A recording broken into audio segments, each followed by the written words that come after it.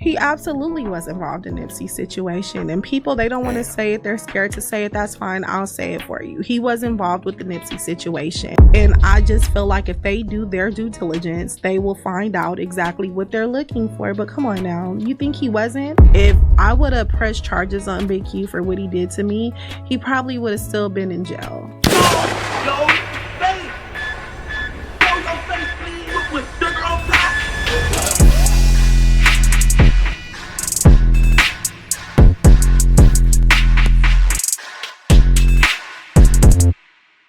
Now at this point, there's nobody that can sit here and convince me that No Jumper doesn't know what they're doing. And I find it mighty funny how Adam already admitted that he sat down with the feds concerning Big U's alleged involvement in Nipsey's demise and said that he don't have a problem with Big U and felt they had a pretty cordial friendship. But then right after that, you go and interview someone that is claiming she knows for a fact Big U played a role in taking Nipsey's life. Like, how does that work, man? He can't say he isn't aware that Big U is currently under investigation, and then he can't act like he don't know that they are watching his platform. It seems to me Adam is purposely giving them the platform to speak on what they know because he knows the feds are watching. And even her. If you heard Loose Cannon was arrested on RICO charges for his claims against Big U about Nipsey on that same platform, why would you go there and do exactly what Loose did? I mean, unless you want the feds to question you so you can tell them everything you know. It's like they're inadvertently saying, yes, I know something. Come ask me, right? Then on another note, she admits that she's a part of the Rolling 60s, which means she's admitting to being a part of a street gang, which will align her in the RICO indictment if they do decide to pursue her. And for videos like this, I wouldn't be surprised if we hear next that she has been picked up by the feds. Anyway, we're going to get into the clip of her speaking on why she feels Big U had involvement in Nipsey's passing and how she feels she knows for a fact. But in the meantime, make sure you hit that thumbs up button so we can get this video into the algorithm. And if you're not subscribed to the platform already, make sure you do so now. Let's get into it. What's your perspective on what his involvement could have been with the Nipsey situation? What do you think about that? He absolutely was involved in Nipsey's situation, and people, they don't want to say it. They're scared to say it. That's fine. I'll say it for you. He was involved with the Nipsey situation, and I want to let the detectives, because they're supposed to reopen Nipsey's case. That's what I was told. Oh, wow. I think either Whack 100 or Loose Cannon, somebody said that. Said they're supposed to reopen his case. And I want y'all right now, for y'all that's new to this channel, go back to our old videos when we was talking on Nipsey's passing. Everybody said we was crazy, conspiracy theorists. We pointed out everything that didn't make sense. And a lot of people said we was crazy. But now look, they're reopening the case for a reason. I want to let them do their work. And I just feel like if they do their due diligence, they will find out exactly what they're looking for. But come on now, you think he wasn't? Nipsey died in 2019. And he allegedly did this to Rayshawn in 2021. He felt untouchable. So when Loose Cannon puts up the version of the story where he got a call from Big U 30 minutes before it happened, do you see that and you tend to be like, yeah, I believe it. I believe it. Yeah, I believe it. And I'm going to tell you why I believe it. Do you remember when Luce was on the show and then I think an attorney number posted a deceased for Luce with the video? Okay. I called the attorney and talked to the attorney myself. And the attorney, she told me that Big U just hired her for that cease and desist. Okay. So if there was never anything, why would you hire an attorney for that? True. Right? Because here's the thing, right? If it wasn't true, why would you care? Right now, if somebody said, oh, Hookah, he did this to this person, Hookah did that, Hookah, I wouldn't care, right? The only way I would care is if it affected me, like my finances, or if I couldn't get this sponsorship because they said this, then of course. But if it's not in that sense, and it's just, you know, people just throwing stuff at the wall, I wouldn't care. But why did you feel the need to go out your way to spend money and hire an attorney to get a cease and desist? Right? Why was it so serious for you to get that taken down? Not to mention, you should know at the end of the day, if it was put up, it don't matter how much cease and desist letters you have. There's going to be 1 million people that screenshotted that or screen recorded, and it's going to be right back up no matter where it is. Yeah, right. And so when they kept saying, oh, the attorney is fake, I talked to the attorney and I told her, do you know what type of monster you're representing? And then she told me, I don't even know him like that. He called me to hire me for this specific case, you know, for this cease and desist. Right. So that was not a fake attorney. That was a real attorney. Yeah, because I've gotten fake cease and desist that seemed like they were cooked up on ChatGPT, but that was from an actual That was law from an firm. actual law firm, because I spoke with her. I spoke with her myself, and then I called WAC and I'm like, I just spoke with the attorney.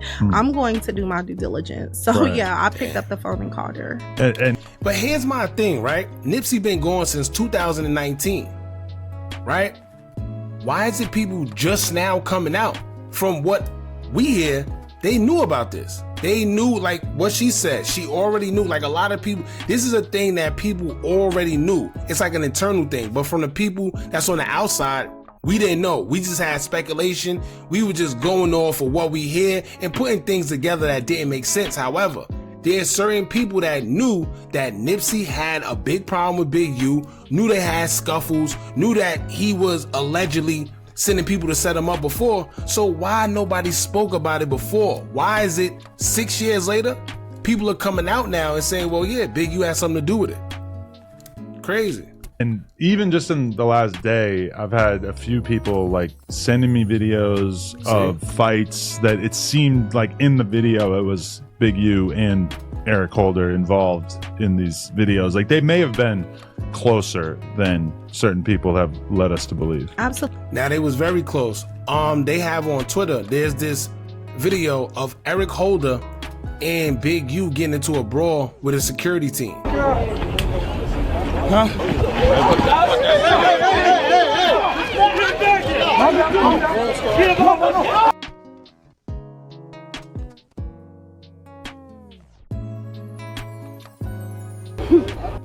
So off the rip already, that just shows that they have a close friendship. So all you got to do, right, even if it's just a conspiracy charge, when you sit there and see that Eric Holder is the person that allegedly, well, it's not even alleged no more, but he's the person that unalived Nipsey, then you see his relationship with Big U, and then you realize that Big U had a bad relationship with Nipsey where they fell out or whatever the case may be.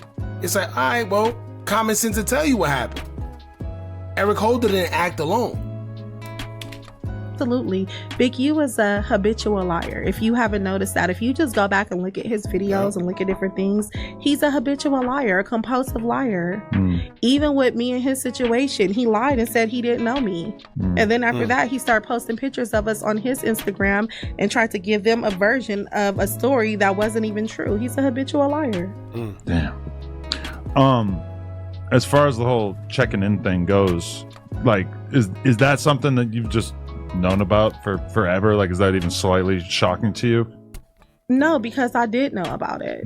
I knew about the checking in because he bragged about the checking in, but I didn't know the details per se in regards to how deep it went. You know, that's like if you hear checking in, you're like, okay, that means someone have to check in. Right. If I go to Houston tomorrow, I could check in with a variety of people and maybe they even move around with me. Maybe, you know, and there's a lot of reasons why they could want to do that. They could just want some attention or clout, hanging out with people, whatever. That's very different than the situation being like, no, you have to pay X amount of dollars or else we're going to make this very difficult. Well, for you. I knew about certain rappers paying. I knew about that part, right? But I didn't know to the extent in regards to, I didn't know that if they don't check in, they get hurt or unalived. Right? So when I say the details, I wasn't too privy to those details, but I did know about, okay, this person, they have to check in. Right. I just didn't know what happened, I guess, if the check-in wasn't checked in. That makes sense. Like, okay, well, what happened? Because when I got a question.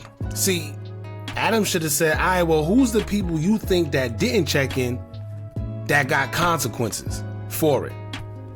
Because when you hear Loose Cannon talk about the P&B Rock situation, and he placed himself there with Big U, right? So because we never heard that before until Loose Cannon said it. Out of all the articles that was put out there, Big U never said, oh, I was there. Why not? It was a big situation. Why he never said, yo, yeah, I was there? Maybe because he allegedly had something to do with it. Who knows? But then another thing, now you got to think back. Pop Smoke.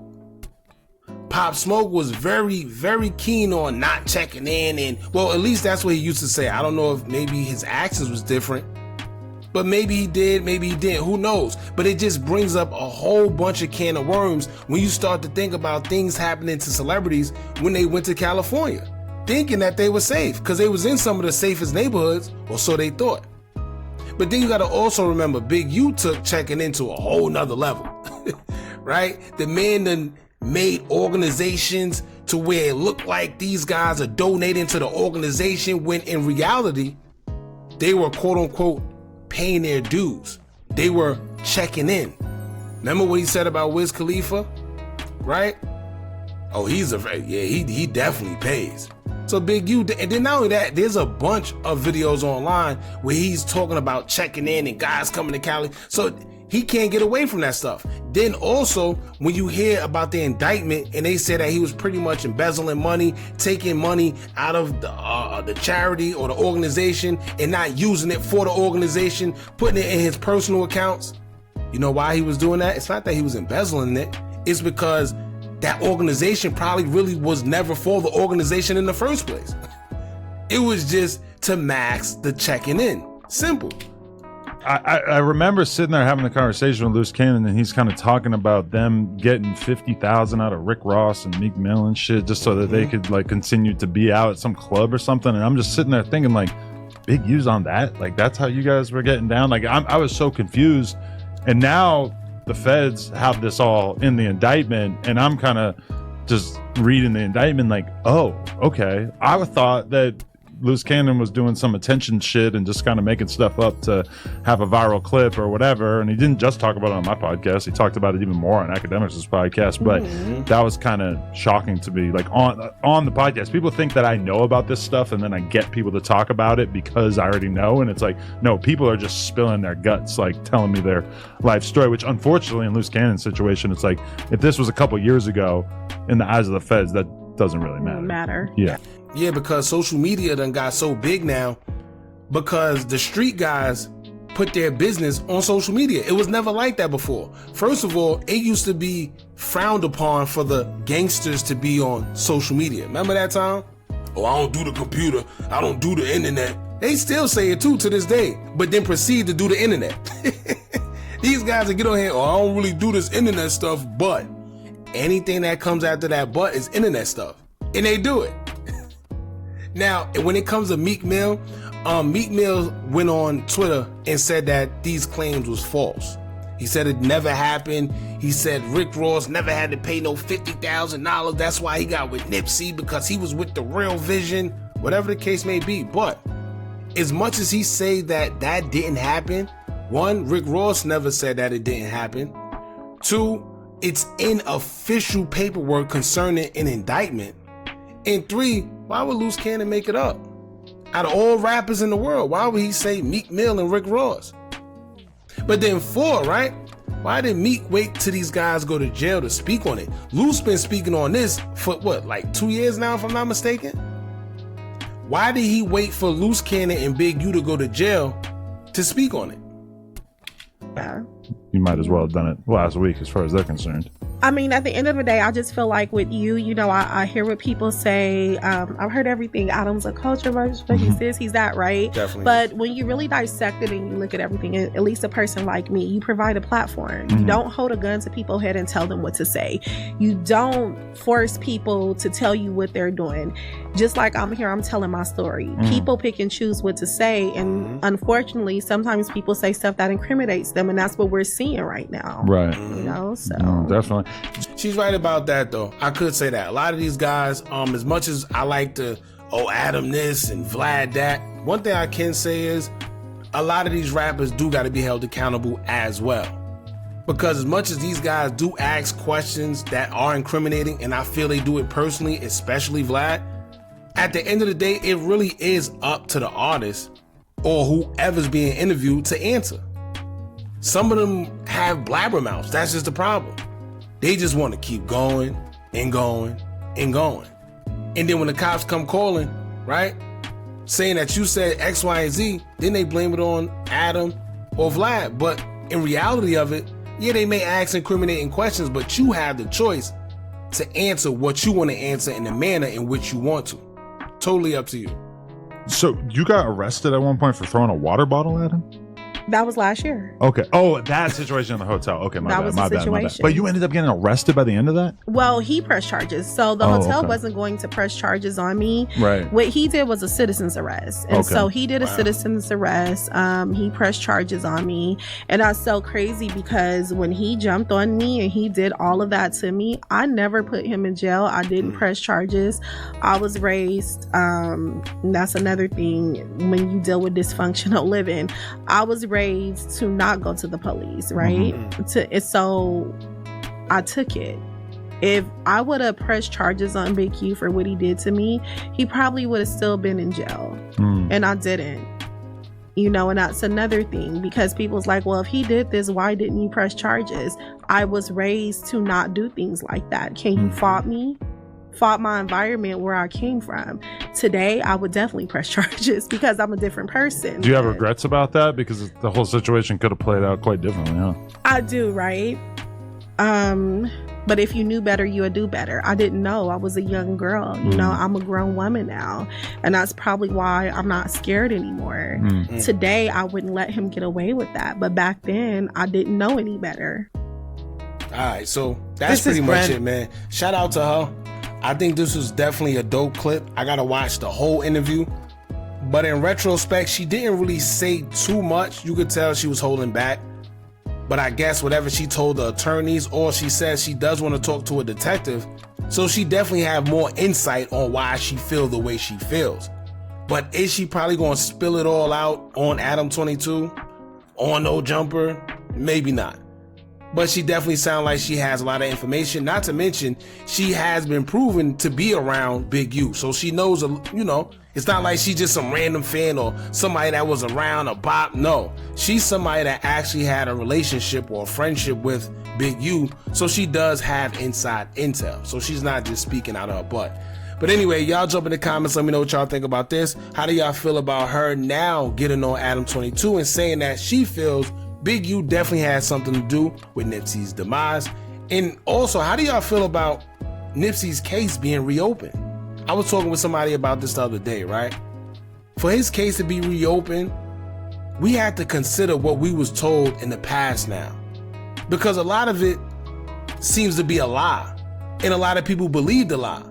And this goes on time after time within the industry.